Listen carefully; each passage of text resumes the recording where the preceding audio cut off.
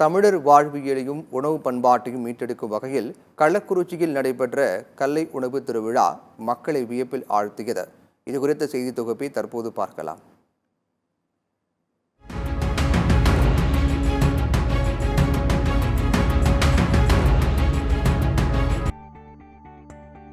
கள்ளக்குறிச்சியில் கல்லை இயற்கை வேளாண் சங்கம் சார்பாக 2ஆம் ஆண்டு கல்லை உணவு திருவிழா நடைபெற்றது. இந்த விழாவில் இயற்கை வேளாண் சார்ந்த எண்ணெய் வகைகள், சிறுதானியங்கள், பாரம்பரிய அரிசி வகைகள், மா, வாழை, மஞ்சளில் மதிப்பு கூட்டப்பட்ட தின்பண்டங்கள், பல வகை மரபு விதைகள், தேன், ஊறுகாய், மரப்பாச்சி பொம்மைகள், துடிப்பை, இயற்கையாக தயாரிக்கப்பட்ட சோப்பு வகைகள், பழத்தினால் ஆன இயற்கை ஐஸ்கிரீம், பிஸ்கட் உள்ளிட்ட பல்வேறு ஸ்டால்கள் அமைக்கப்பட்டிருந்தன. உணவே மருந்து என்ற தாரக மந்திரத்தின் அடிப்படையில் ஒவ்வொருவரும் வாழ வேண்டும் என்ற விழிப்புணர்வை அமைந்தது. 2ஆம் ஆண்டாக நடக்கின்ற இந்த உணவு திருவிழாவிற்கு வந்திருந்தேன். ரொம்ப அருமையா இருக்கு. முதல் ஆண்டு ஆண்கள் பள்ளியில் நடந்தது. இது 2ஆம் ஆண்டு நிகழ்ச்சி. இயற்கை உணவு தானியங்கள், அது இயற்கை தானியங்களை வைத்து செய்யப்படுகின்ற இந்த உணவு வகைகள், பிஸ்கட் வகைகள், மற்ற கஞ்சி வகைகள், காஃபி, அதனுடைய விதைகள் எல்லாமே இங்கே இயற்கையான விளைச்சலிலிருந்து பொருள்களில் இருந்து கிடைக்கின்ற இந்த உணவு தான். இந்த வகையான விற்பனைக்கு இந்த வகையான பொருள்கள் தான் இங்கே விற்பனைக்கு வந்திருக்கின்றன. அதே போல இயற்கையில் கிடைக்கின்ற பொருள்களை கொண்டு பைகள் என எல்லாமே இயற்கையான தாவரங்கள் இருக்குது. எதுவுமே பிளாஸ்டிக் கிடையாது. நெகிழிகள் என்பது எதுவுமே கிடையாது இங்கே. அப்படி இருக்கும்போது இந்த இயற்கை தாவரங்கள், இயற்கை நமது தமிழர்களுடைய பாரம்பரிய சொத்தே, பாரம்பரிய தேவையே இருப்பதே இந்த இயற்கை உணவு தான், இயற்கை தொடர்பானது தான். இங்கே நாம இந்த பொருள்கள் பூராவுமே விற்பனைக்கு வைக்கப்பட்டிருக்கின்றன, உருவாக்கப்பட்டிருக்கின்றன. இத்தகைய பொருள்களை நாம் பயன்படுத்தினால்தான் நம்முடைய வாழ்நாட்கள் நீரும். உலகம் முழுக்க இது பரப்ப வேண்டும், ஒவ்வொரு ஊரிலும் நடத்த வேண்டும். மரபு சார்ந்த பொருள்கள் எல்லாமே இன்னைக்கு விற்பனைக்கு வச்சிருக்கிறாங்க.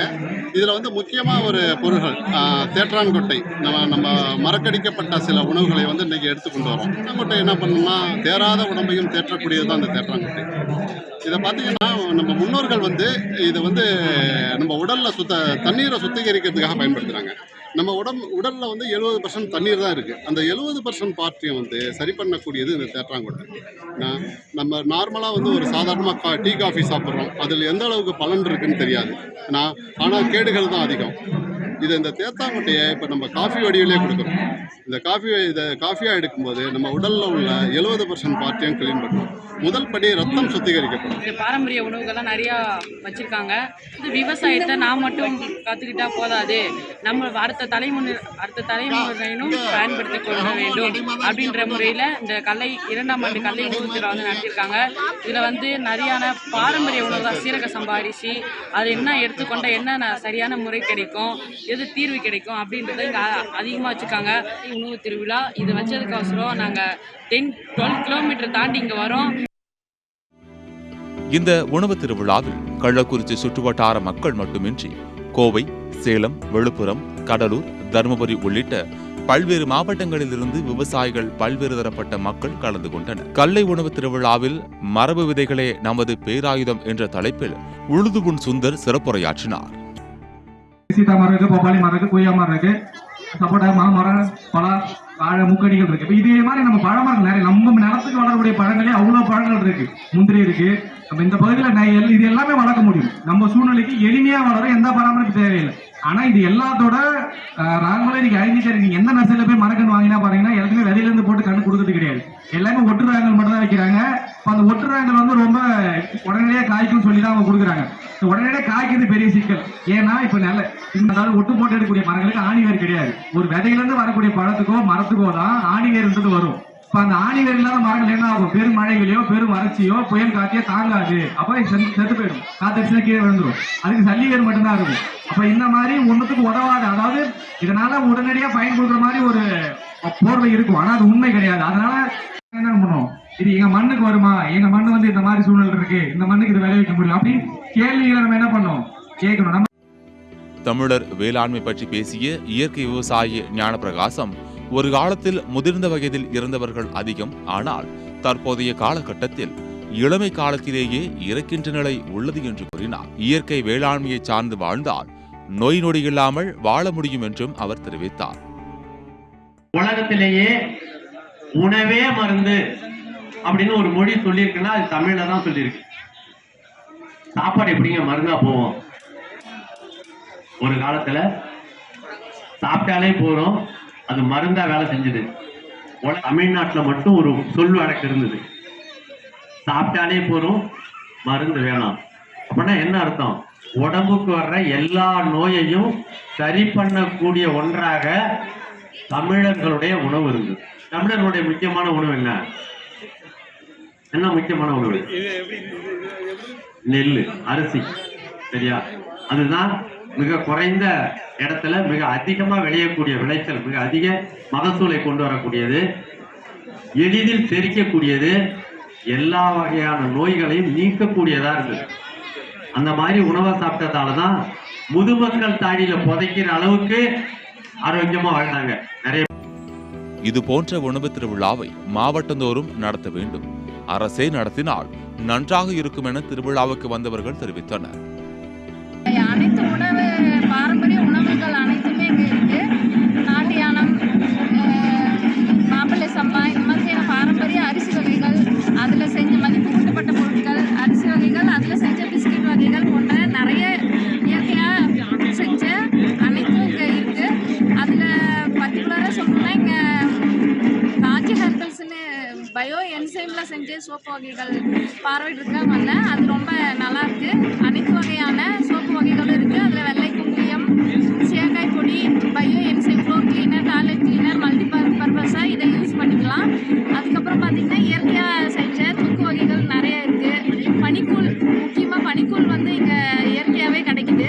இங்கே வந்து நம்மளுக்கு தேவையான எல்லா விதமான நாட்டு விதைகள், நம்ம தொலைச்ச நாட்டு விதைகள் எல்லாமே இங்கே கிடைக்குது.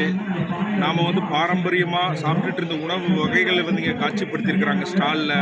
ஸோ இதெல்லாம் பார்க்கணுங்கிறதுக்காக நான் கோயம்புத்தூர்லேருந்து இங்கே வந்திருக்கேன். ஸோ 50 வகையான நாட்டு விதைகள் இருக்குது. அது போக நாட்டு பொருட்களில் செஞ்ச உணவு வகைகள் இருக்குது. ஸோ அதை எல்லாத்தையுமே வந்துட்டு பார்த்துக்கலாம் அப்படின்னு சொல்லி வந்திருக்கேன். ஸோ நான் என்னோடய தோட்டத்துலேயும் போய் இந்த விதைகளை விதைச்சு பயன்பெறணும்னு சொல்லி நான் வந்திருக்கேன். ரொம்ப அருமையான சால். இது எல்லா மக்களும் பார்க்க வேண்டியது. பார்க்க வேண்டிய இயற்கை விவசாயத்தை சம்மந்தப்பட்ட அத்தனை பொருட்களும் கிடைக்கும். ரசாயனம் இல்லாத பொருட்கள் எல்லா மக்களும் வந்து வாங்கி பயன்படுறது ரொம்ப அருமையான சால். எல்லா பொருளும் கிடைக்கும், எந்த நஞ்சில்லாத பொருளும் தெளிவாக கிடைக்கும். நம்ம பிஸ்கட் வகைகள் வந்து நம்ம சிறுதானியத்தில் செய்கிறாங்க, அது ஒன்று. அப்புறம் ஐஸ்கிரீம் வந்து பழத்தில் செய்கிறது ஐஸ்கிரீம். அதே மாதிரி சாம்பிராணி, ஊதுபத்தி, இந்த மாதிரி நிறைய வகைகள் வந்து இயற்கைக்கு இசைந்து இயற்கையோடு இணைந்து இயற்கையாகவே செய்கிறாங்க. ஸோ இந்த மாதிரி இயற்கைக்கு மாறுபடாமல் இயற்கையோட இயற்கையாக இணைந்து செயல்படுறதுக்கான விஷயங்களை ஊக்கப்படுத்துறதும், அதை வந்து ஆர்வமாக வந்து மக்கள் பயன்படுத்துறதும் விரும்பத்தக்கதாக வந்து இருக்குது. நிறைய பேர் வந்துருக்காங்க. இதே மாதிரி நிகழ்ச்சிகள் நிறைய இடங்களில் நடக்கணுங்கிறத என்னோட வேண்டுகோள். மரபு விளையாட்டுகளை காண, நஞ்சில்லா உணவுப் பொருட்களை வாங்க, மரபு உணவுகளை சுவைக்க, மரபு வாழ்வியல் செய்திகளை கேட்க ஒரு வாய்ப்பாக இந்த கல்லை உணவு திருவிழா அமைந்தது. நமது பாரம்பரிய உணவு பழக்கம் வீட்டு விழாக்கள், சடங்குகளில் மட்டுமே எஞ்சி உள்ளன. அவற்றை வாழ்வியலாய், உணவு பழக்கமாய் மீட்டெடுக்க இதுபோன்ற உணவு திருவிழாக்கள் ஆங்காங்கே நடக்கட்டும். கல்லை உணவு திருவிழா நடைபெற்று வருகிறது. கல்லை வேளாண்மை சங்கம் சார்பாக நடைபெற்று வரும் இந்த கல்லை உணவு திருவிழாவில் பொதுமக்கள் மற்றும் கள்ளக்குறிச்சி மாவட்டம் இல்லாமல் சுற்றுவட்டார மாவட்டம் கோவை, திண்டுக்கல், தருமபுரி, விழுப்புரம், கடலூர் உள்ளிட்ட மாவட்டங்களுக்கு பல்வேறு மக்கள், விவசாயிகள் இந்த உணவு திருவிழாவை கண்டுகளித்து வருகின்றனர். மேலும் அவர்கள் பல்வேறு கருத்துக்களை இயற்கையை சார்ந்து வாழ வேண்டும் எனவும், இயற்கையால் மட்டுமே நம்மளை மாற்ற முடியும், உடல் ஆரோக்கியம் பெறும் என்பதையும் பல்வேறு மக்கள் தரப்பினர் தெரிவிக்கின்றனர்.